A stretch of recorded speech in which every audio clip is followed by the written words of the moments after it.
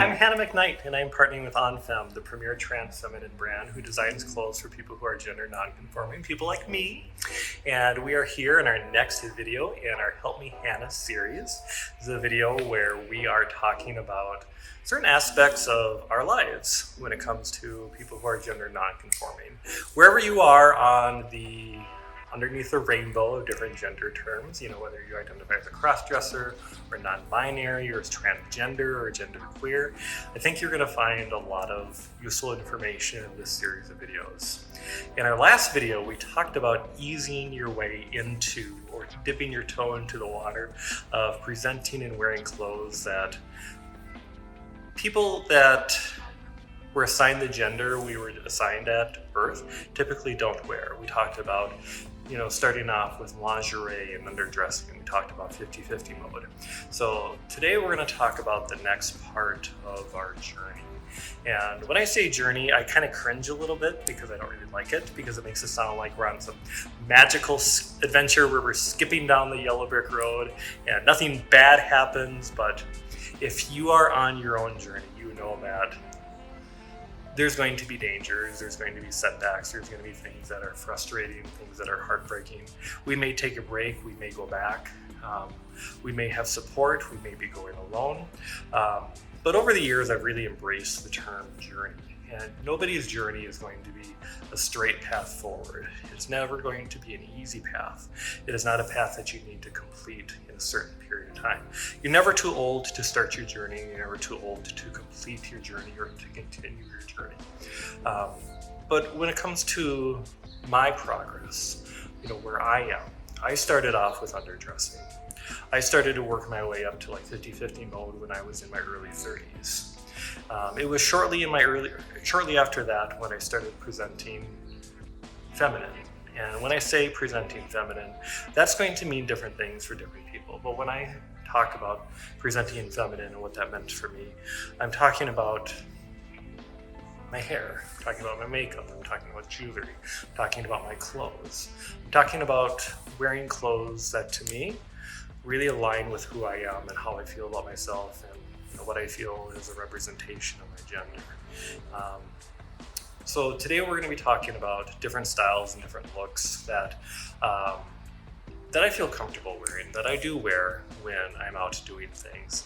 And where you go with your life, where you go with your day is likely going to be different, but we're going to be talking about 3 different styles. We're going to talk about going to work, we're going to talk about nights out, and we're going to talk about casual. So we're going to start off with talking about casual dressing. So when we talk about dressing casually, again, this is going to mean something different for everybody. What I feel is a casual dress or a casual outfit is likely going to be different than what you feel is a casual outfit. So if I'm out running errands or meeting a friend for coffee, this is the type of dress that I would wear. And I know that I'm probably going to be overdressed, and I'm okay with that. I have no problem with that. I know a lot of us in our community are concerned about passing or blending in, and I absolutely understand that. And I've come to realize that a lot of us strive for that because it's a survival technique. We are hoping not to be seen because, let's face it, there are some people out there who may not understand or tolerate the gender non-conforming community, so I absolutely 100% get that.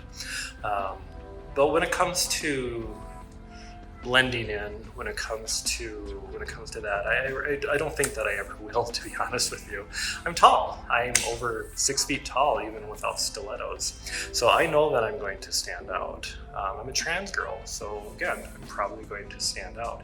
So my thought is that if I'm going to stand out, I might as well just really stand out. I may as well wear a super cute dress. I may as well wear the really sky-high heels. So this is a really cute dress that I love wearing. It's a dress that I think is really good for a spring day.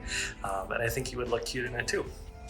All right, so one more style I want to show off when it comes to dressing casually. Again, this is Hannah McKnight's definition of dressing casually. How you feel comfortable is going to be completely up to you. Maybe it's going to be flip-flops, maybe it's going to be leggings, maybe it's going to be shorts, maybe it's going to be a full-length ball gown. It's really up to you. I'm not here to tell you what to wear. Nobody's here to tell me what to wear either. But one of the things that I started to realize when I started to really embrace my gender identity and really dive into this whole new world of clothes and a brand new wardrobe is deciding what looked good on me, what I felt comfortable in wearing. And one of the things that was really eye-opening to me when it came to choosing clothes and patterns was learning how clothes can emphasize or de-emphasize, certain parts of my body. And certain patterns look good on me, certain patterns don't look good on me. Really kind of comes down to what I feel comfortable, wearing, what I feel comfortable present, how I feel comfortable when it comes to presenting. I think I really look good in stripes, and I think they really look good, on my bust line, to be honest with you. And this is just a really cute, comfortable dress. Again, and it's another cute dress that I would wear, like if I was, running errands, going shopping. Again, I'm not trying to pass, I'm not trying to blend in. It's just a cute, comfortable outfit that I feel, cute in. So when I was growing up, I grew up with a mom and I grew up with two sisters, and we grew up with a lot of fashion magazines, a lot of catalogs laying around the house, and I would pour through these magazines. I loved looking at them, and I learned so much about style. I learned so many new terms. I learned so much about different types of clothes and what looks good on somebody. And one of the things that I realized very early on is that if you're going to have a dress in your closet, it needs to be a little black dress. That is going to be the staple of anyone's closet. And when I started to branch out into presenting on femme, when I moved away from underdressing exclusively, when I moved away from the 50-50 mode, I wore a lot of little black dresses. Black was always a very forgiving color. I was very self-conscious about how I looked. I was very self-conscious about my body. I felt my shoulders were too wide. I felt I was too tall. Black, I felt, minimized a lot of these features that I was self-conscious about, but I also felt that it would help me blend in a little bit. So if I was going out, if I was going to meet a friend for dinner, if I was going to go for a walk, I felt that black would help me blend in a little bit. As I were going out more, as I felt more comfortable with who I was, I started to really embrace more bright colors, more floral patterns. And that was really reflective of how I felt about myself. And when we talk about a little black dress, there can be something as simple as this cute dress, which is perfect for, going to work. But another term that I learned looking over those fashion magazines was the day-to-night look. And essentially a day-to-night look was wearing an outfit that you could wear to work, but it was also the same outfit that you would wear to going out after work. And sometimes it was just a quick, simple change. Maybe it was taking off a cardigan when your shift was over, or maybe you were wearing a blazer or a jacket before you went out. Just removing that or adding one piece of clothing could really transform the same outfit from a day look to a night look. Again, this really inspired my love of clothes. It really showed me how much potential there was in an outfit, and it just did nothing but fuel my gender identity in terms of realizing that I am not who the doctors said I was. So earlier when I talked about the little black dress, I talked about poring over fashion magazines when I was younger, and I learned a lot of different terms that were not part of my vocabulary as I was raised, as a boy. One of the terms that I learned was business casual. And of course I was 7, and the idea of dressing business casual was not something that was relevant to me because I was in 2nd grade. But when I got older and I started working professionally, that's when I really learned what business casual looked, what that meant.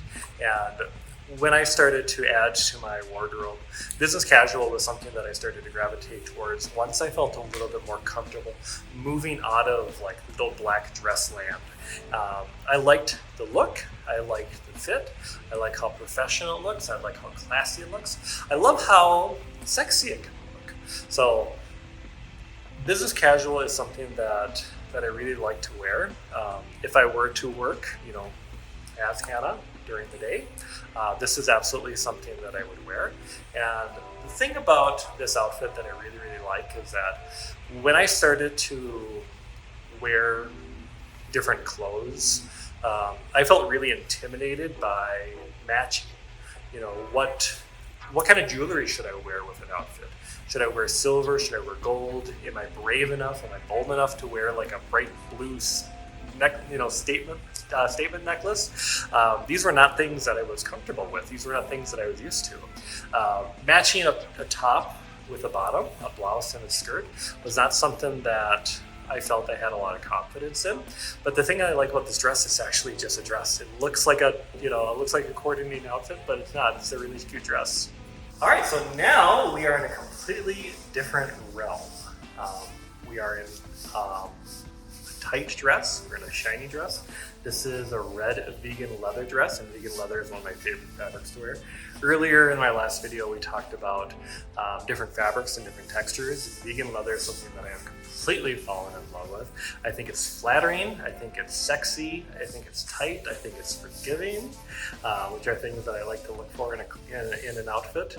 But the point of this video was to talk about different styles that you could wear for different parts of the day. This is an outfit that obviously I would wear to a concert or a club or going out at night. Nothing that I would wear when it comes to running errands or going to work.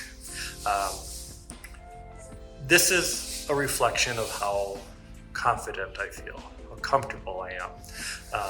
When we come out as gender non-conforming, the first person that we come out to is ourselves. Before we can come out to anybody else, we have to accept the fact that we are who we are. We have to, hopefully we will embrace it, and we love who we are. A lot of us may accept our gender identity. We may hate it. Don't. I don't hate my gender identity. I don't hate yours. I hope you don't either. Love it. Celebrate it. It's part of who you are. It is who you are. Being able to dress in a way that shows your confidence, how you feel about yourself, being able to emphasize different parts of your body, and doing that, being completely fearless, even if you are afraid, is actually a gift that you can give yourself. So this is a fun outfit to wear. It brings out a different part of me, and it's just kind of fun to, dress a little spicier. So if somebody were to call me up and say, Hannah, let's go clubbing, I'd be like, oh my God, I've got the perfect outfit, and it would be this outfit. So this is a tight lace bodysuit. This is a vegan leather miniskirt. I would dress up and I would stay home because I am an introvert and I'm not really crazy about the club scene. But it's also a reminder about how fun embracing your gender identity can be. There are clothes that I can wear for almost any occasion. This is what I would wear if I was more of an extroverted person, if I enjoyed being out more. But I just love this outfit. This is an outfit that shows off a lot of skin. It's definitely an outfit that took me a long time to be comfortable in when it comes to showing off different parts of my body.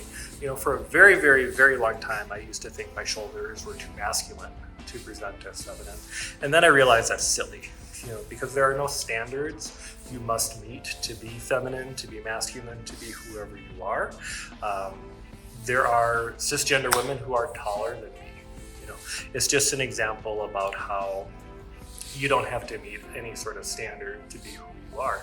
Be comfortable with who you are. Embrace who you are. Accept who you are. Love who you are. When we talk about gender presentation, when we talk about gender identity, these are very personal, complex, but at the same time, very simple concepts that can't be summarized in a couple of videos. I don't mean to trivialize or make everything seem a lot more simple than it really is. Like I was saying in the other video, is that we are all on a journey. You're not going to have a straight path. You're not going to wake up one day and underdress and then 2 weeks later be wearing a floor-length ball gown at a wedding reception. It is not going to be that linear. If it is, that's amazing. But where you are at your journey is exactly where you need to be. My journey was different than yours. Just be patient with yourself. Love yourself. Give yourself that time to discover who you are. So that's it for today's video. I really hope you liked it. I would love to know more about what you like to wear, where you are, what you would like to get some help with. Comment below. Hope you like this video. I hope you subscribe so we can see each other again soon.